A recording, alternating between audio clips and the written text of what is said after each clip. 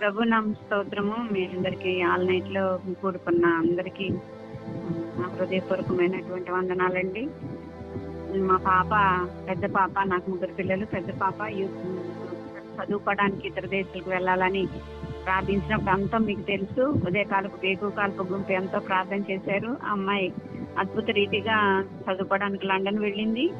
అక్కడ సిక్ అయినప్పటికీ ప్రార్థించినప్పటికీ ఆ దేవుడు స్వస్థతనిచ్చి మంచిగా పాపని తన చదువు కొనసాగించడానికి కూడా చూపించాడు.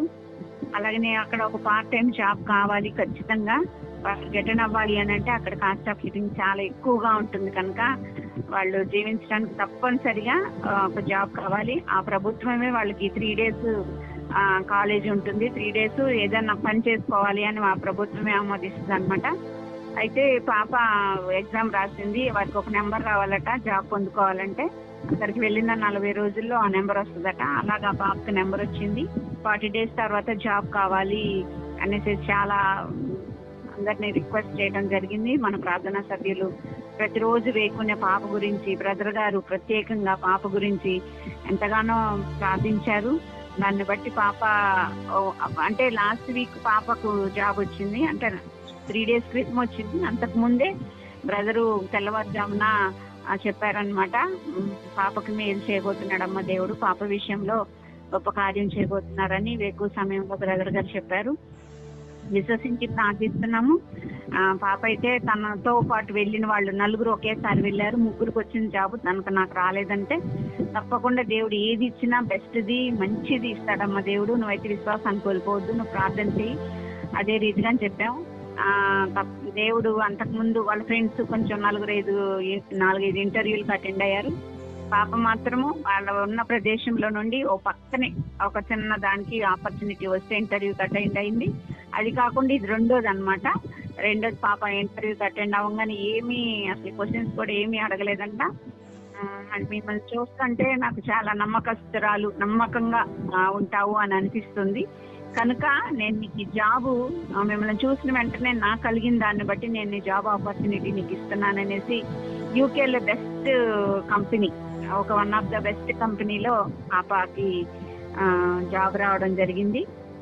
అంటే కంపెనీ అంటే అక్కడున్న వాటిల్లో ఒక మంచి ఫేమ్ ఉన్నటువంటి దాంట్లో అమ్మాయికి జాబ్ రావడం జరిగింది. దేవాది దేవునికి వందనాలు. ఆ దేవుడు మా బిడ్డ పట్ల చేసినటువంటి కార్యాన్ని బట్టి దేవాది దేవునికి వందనాలు. ప్రార్థించిన మీ అందరికీ కూడా పాప తరఫున ప్రార్థించిన ఆశ్రిత పేరెత్తి ప్రతిరోజు ప్రార్థించేవారు, అందుకు నా ఆత్మీయ సహోదరులకు అందరికి కూడా పేరు పేరున నా వందనాలు. బ్రదర్ గారికి మరి ముఖ్యంగా ఒక సొంత కుమార్తె వల్లే ఎంతో బాధ్యతగా తీసుకొని చిన్న నాటి నుండి కూడా పిల్లల గురించి ఎంతగానో భారంగా ప్రార్థిస్తారు బ్రదర్ గారు. అందుకు నా హృదయపూర్వకమైనటువంటి కృతజ్ఞతలు. ఎంతగానో ప్రార్థిస్తే బ్రదర్ దొరికినందుకు దేవాది దేవునికి వందనాలు. పాప పట్ల ఈ కార్యం జరిగించిన దేవాది దేవునికి వందనాలు. ప్రార్థించిన మీ అందరికీ కూడా నా వందనాలు తెలియజేస్తూ, బ్రదర్ గారికి వందనాలు తెలియజేస్తూ ఇచ్చిన సాక్ష్యాన్ని దేవుడు దీవించును. ఆమేన్. థాంక్యూ అమ్మా. చక్కటి సాక్ష్యం ఇచ్చిన సహోదరి గారికి వందనాలు. మరి దేవుడు నిజంగా నా కుటుంబంలో ఎన్నో మేలు చేస్తున్నాడు, అడుగడుగున చేస్తున్నాడు, అడిగినదల్లా చేస్తున్నాడు, కాదనకుండా చేస్తున్నాడు. చాలా సంతోషం. సమస్త మహిమ దేవునికే కలుగును గాక. అలాగే మన పాప ఎంత విలవిలాడిందో మనకు తెలియదు, కానీ ఉదయకాల సమయంలో ప్రార్థిస్తున్నప్పుడు అక్కడున్న సిచ్యువేషన్, అక్కడున్న టెన్షన్స్, ఆ పాప ఎలా కన్నీరు గార్చిందో తెలియదు, కానీ పరిశుద్ధాత్మ దేవుడు చెప్పినప్పుడు నిజంగా 2-3 days 1 weekలోనే గొప్ప కార్యం చేశాడు దేవుడు. మంచి ప్లేస్ లో ఉండాలని మనస్ఫూర్తిగా కోరుకుంటున్నాం. నాట్ ఫర్ దట్, ఇదే కాదు, మరి ఇదేదో మన పార్ట్ టైమే కాకుండా ఇంకా పర్మనెంట్ గా దేవుడు బిడ్డను అటువంటి ఉన్నత స్థితిలోకి తీసుకెళ్తాడు నేను నమ్ముతున్నాను. అలాగే కుటుంబంలో కూడా అనేక కార్యాలు జరిగిస్తాడని విశ్వసిస్తూ ప్రభు మిమ్మును మీ కుటుంబాన్ని దేవుడు సమృద్ధిగా దీవించి ఆశీర్వదించును గాక. ఆమేన్.